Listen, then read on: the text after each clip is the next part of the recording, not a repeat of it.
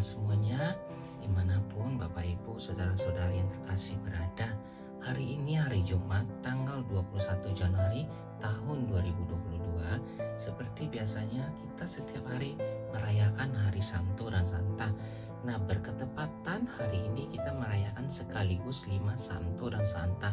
Yang pertama adalah Santa Agnes dari Roma, dan yang kedua adalah Santo Augurius, yang ketiga adalah Santo Bartolomeus Albanroe, yang keempat Santo Eulogius dari Tarragona, dan yang kelima adalah Santo Fructuosus. Nah, di sini saya akan menceritakan perjalanan singkat Santa dan Santo ini. Dengarkan ya Bapak Ibu Saudara-saudari yang terkasih. Santa Agnes, perawan dan martir. Ia terkenal sangat cantik dan simpatik. Tidaklah mengherankan bila banyak pemuda yang jatuh hati padanya dan ingin mengawininya. Tetapi apa yang dialami pemuda-pemuda itu? Mereka menyesal, kecewa, bahkan sangat marah karena lamaran mereka ditolak. Agnes, gadis rupawan itu, bergaul tidak mau menikah karena ia telah berjanji untuk tetap perawan dan setia kepada Kristus yang mencintainya.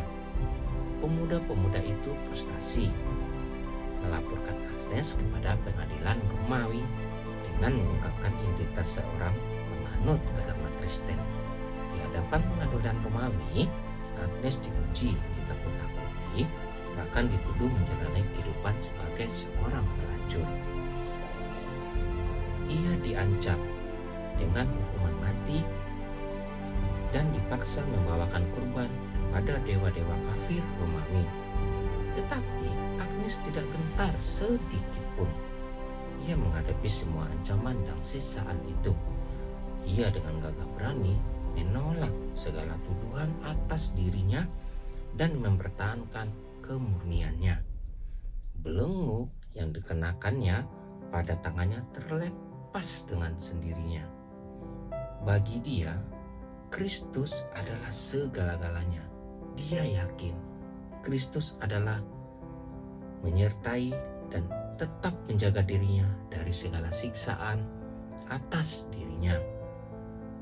Akhirnya, tiada jalan lain untuk menaklukkan Agnes selain membunuh dia dengan pedang, kepalanya dipenggal. Setelah dia berdoa, kepala Yesus mempelainya. Jenazahnya dikebumikan di Jalan Nomentana. Kemudian di atas kuburannya didirikan sebuah gereja untuk menghormatinya. Agnes dilukiskan sedang mendekap seekor anak domba, yaitu Agnus, lambang kemurnian, memegang daun palem sebagai lambang keberanian. Pada hari pestanya setiap tahun, 2 ekor anak domba disembelih di gereja Santa Agnes di Jalan Nomentana. Bulu domba itu dikirim kepada Sri Paus untuk diberkati dan dipakai untuk hiasan atau mantel.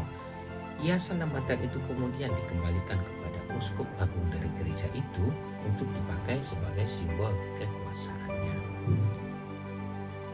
Santo Fructuosus dan kawan-kawan, Augurius dan Eulogius martir.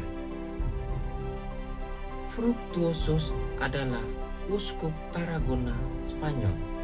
Pada suatu hari Minggu di tahun 259, beberapa tentara Romawi memanggilnya bersama Augurius dan Eulogius, kedua diakonnya, untuk menghadap pengadilan Kaisar. Mereka selanjutnya dipenjarakan. Kejadian ini menggemparkan seluruh umat.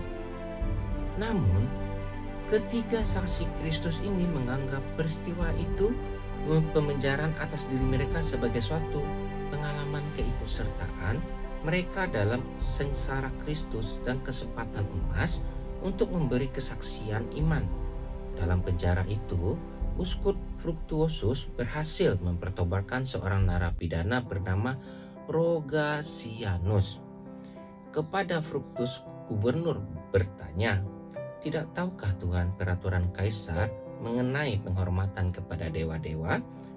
Dengan tegap Uskup Fructuosus menjawab, "Tidak, saya seorang Kristen. Saya hanya menyembah Allah yang telah menciptakan langit dan bumi, laut dan segala sesuatu yang ada di dalamnya. Gubernur juga menanyai Aguarius dan Eulogius, engkau juga menyembah Fruktososus?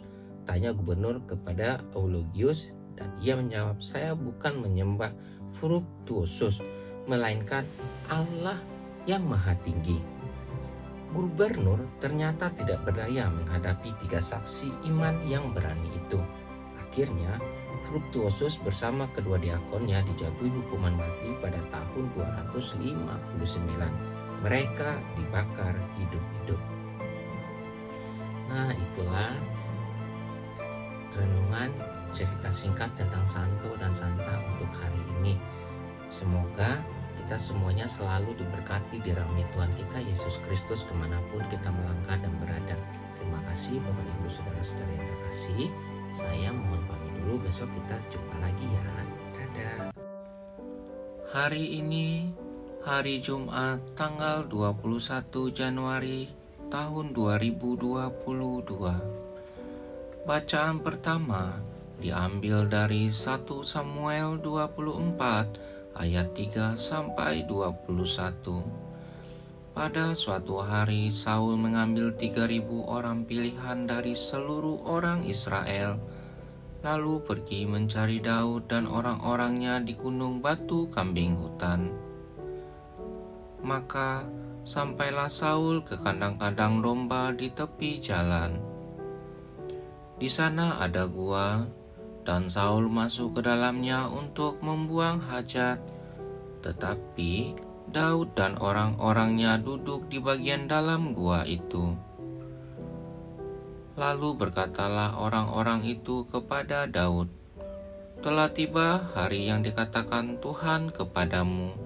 Sesungguhnya aku menyerahkan musuhmu ke dalam tanganmu.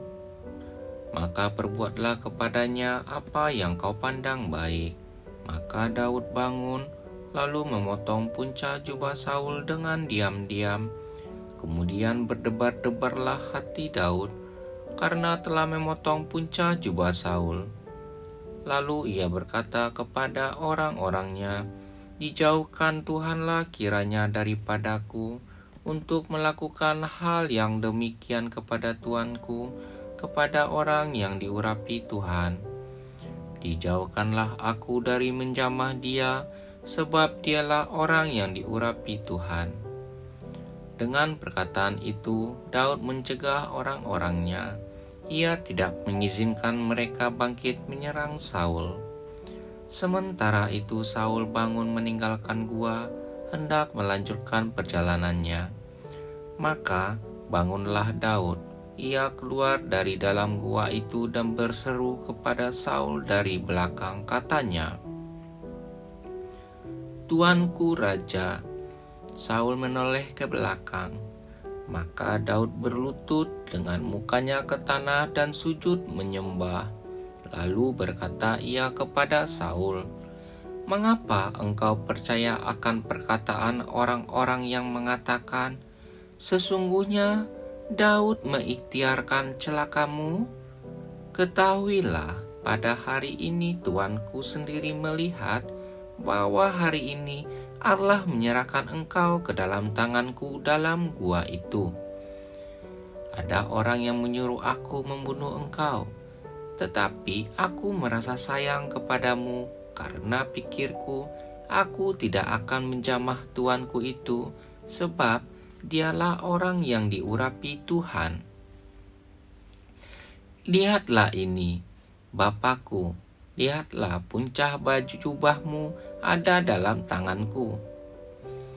Dari kenyataan bahwa aku memotong puncak jubahmu dengan tidak membunuh engkau, dapatlah kau ketahui dan kau lihat bahwa tanganku bersih dari kejahatan dan pengkhianatan, dan bahwa aku tidak berbuat dosa terhadap engkau, walaupun engkau mengejar-ngejar aku untuk mencabut nyawaku.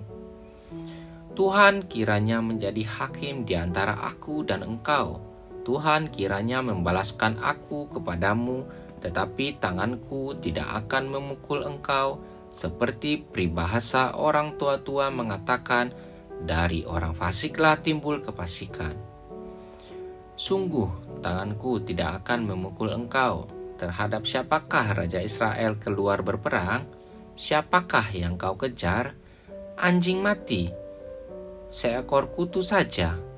Sebab itu, Tuhan kiranya menjadi hakim yang memutuskan perkara kita. Kiranya Dia memperhatikan dan memperjuangkan perkaraku. Kiranya Ia memberi keadilan kepadaku dengan melepaskan aku dari tanganmu.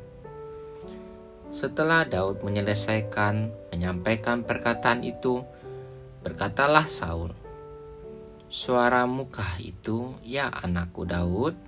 Sesudah itu dengan suara nyaring menangislah Saul. Katanya kepada Daud, "Engkau lebih besar daripada aku, sebab engkau telah melakukan yang baik kepadaku, padahal aku melakukan yang jahat kepadamu. Telah kau tunjukkan pada hari ini betapa engkau telah melakukan yang baik kepadaku.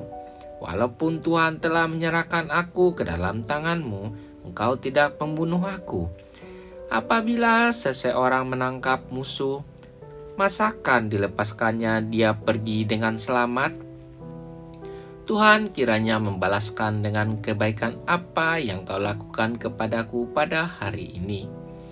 Dari ini semua, sesungguhnya aku tahu bahwa engkau pasti menjadi raja dan jabatan Raja Israel akan tetap kokoh dalam tanganmu." Demikianlah sabda Tuhan. Syukur kepada Allah. Injil Tuhan kita Yesus Kristus menurut Markus. Dimuliakanlah Tuhan. Bacaan Injil diambil dari Markus 3 ayat 13 sampai 19. Pada suatu hari Yesus naik ke atas bukit. Ia memanggil orang-orang yang dikehendakinya dan mereka pun datang kepadanya. Ia menetapkan 12 orang untuk menyertai dia, untuk diutusnya memberitakan Injil, dan untuk menerima dari dia kuasa mengusir setan.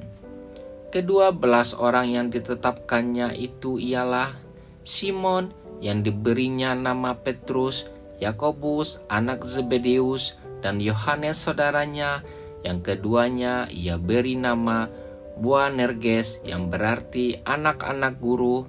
Selanjutnya Andreas, Filipus, Bartolomeus, Matius, Thomas, Yakobus, anak Alfeus, Tadeus, Simon orang Zelot, dan Yudas Iskariot yang mengkhianati dia.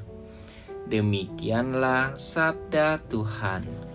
Terpujilah Kristus. Renungan Harian Katolik hari Jumat, tanggal 21 Januari tahun 2022. Dalam Injil hari ini, Yesus memanggil orang-orang yang dikehendakinya dan mereka pun datang kepadanya. Setelah itu, Ia menetapkan 12 orang untuk menyertai dia dan untuk diutusnya memberitakan Injil. Rupanya, Yesus telah mengenal ke-12 murid itu dan memilih mereka dari antara para pengikutnya yang lain. Tuhan memanggil dan memilih para muridnya melalui cara yang sangat biasa dan penuh rahasia, sampai-sampai kita sering tidak mengerti cara Dia bekerja. Pikiran Tuhan seringkali berbeda dengan pikiran manusia. Injil hari ini bukan hanya milik kaum religius atau biarawan-biarawati yang dipanggil secara khusus untuk mengikuti Yesus, tetapi juga ditunjukkan kepada kita semua yang telah menerima sakramen pembaptisan sebagai panggilan umum. Setiap dari kita datang kepada Yesus karena Dia telah memanggil kita. Jadi, panggilan Yesus berlaku bagi semua orang yang mau datang kepadanya. Panggilan itu adalah panggilan untuk menyertai Yesus dan memberitakan Injil-Nya. Yesus sudah memilih orang-orang tertentu dalam pemimpin dan mengembalakan umat Allah. Yesus juga memilih orang-orang tertentu untuk melayani dan berkorban bagi gereja yang didirikannya.